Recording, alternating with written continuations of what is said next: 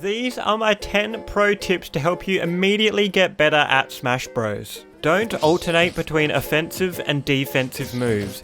Many players have a pattern of doing something aggressive like an aerial or a dash attack, and if that doesn't work out, they go, oh snap, and do something defensive such as roll, spot dodge or shield. Even if you're mixing up which attack and then which defensive option you do, this can still be a pattern that good players will take advantage of.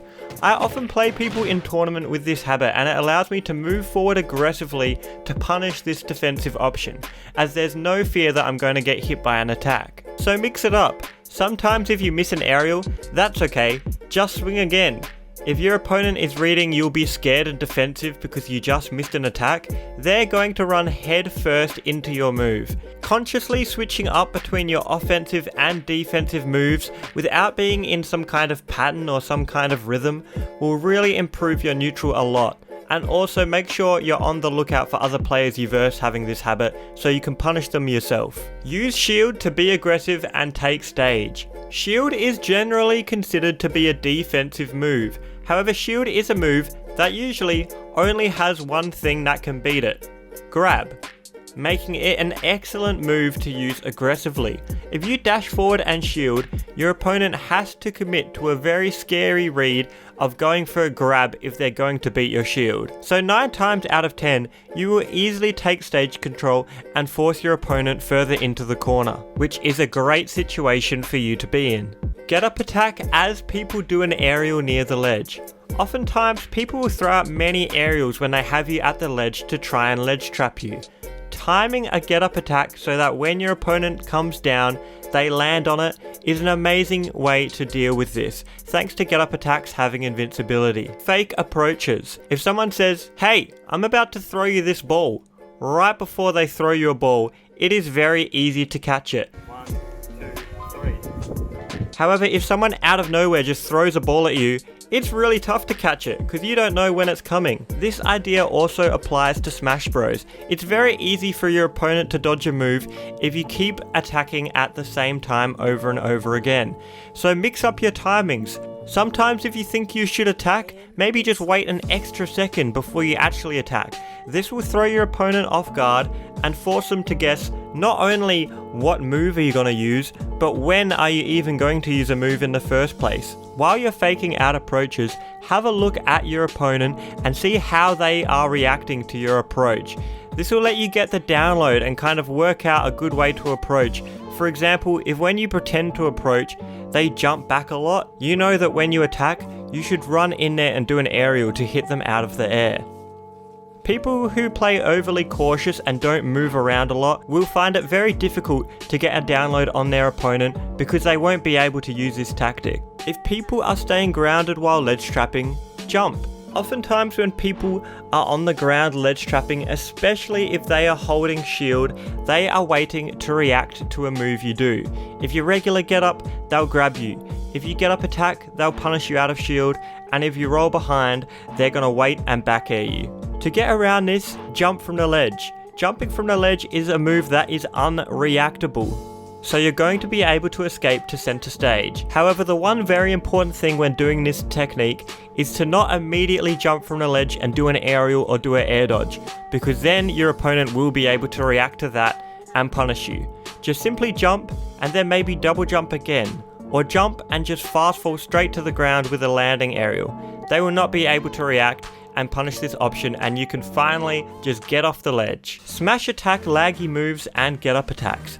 People are very often not ready for an optimal punish. Oftentimes people just in the moment will punish an option like this. Goes for the up throw. I honestly think he might have been able to up smash out a shield and finish the game right there, but it's all good. Be aware of how laggy your opponent's moves are and when you can smash attack them back. Another move people very often don't punish optimally is get up attacks from the ledge. If someone hits your shield with a get up attack from the ledge, they have 23 frames of lag, so you have enough time to drop shield and hit them with a smash attack. So make sure you're ready for this.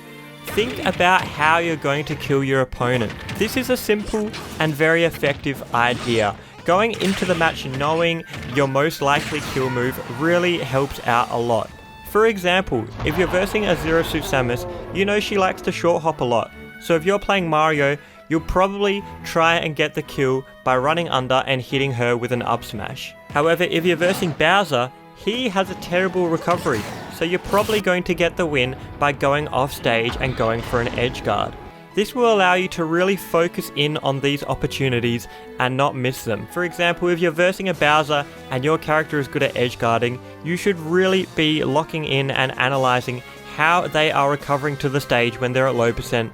So, when they're at high enough percent for you to get the kill, you know exactly what you're going to do to go off there and get the kill. What? That's death. There it is. That's that death. Ledge trump into back air. This is a classic move that not many people use, but it is very effective. If you are noticing that your opponent doesn't choose an option straight away from the ledge, then this means you can perform a ledge trump. So if you grab the ledge and then immediately back air, you will hit your opponent off stage. Not only is this useful for getting the kill, but it is also useful for getting easier ledge traps, because if you land a ledge trump to back air, your opponent is going to be terrified you're going to do this again, and are very often just going to choose an option straight away from the ledge, making it very easy for you to time your ledge traps. Don't overcommit unless you have a read.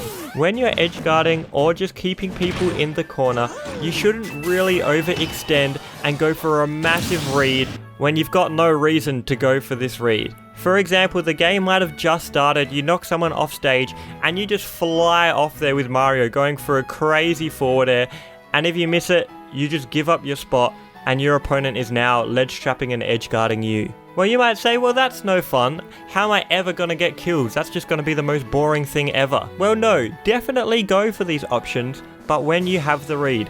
For example, if you knock someone off stage, maybe fake the edge guard and come back and try and get the download before you commit to these hard reads. Or if you've been playing a match and the last 2 times you've had your opponent in the corner, they've jumped out and escaped to the middle, then you should be going for the big read and jumping up there with a back air. This is going to allow you to avoid those terrible situations where you go for a big read, completely miss it, and then you end up dying. Like, that is the worst feeling. A really great tip that's worked for me is every time you play a match online, every time you play against your friend, or maybe even just every time you verse a computer, if you just quickly write down one thing you can think of that you did really bad, whether it's something like bad spacing, missed an edge guard, didn't grab enough because they were shielding a lot, just write down that one thing and it'll really help you improve a lot.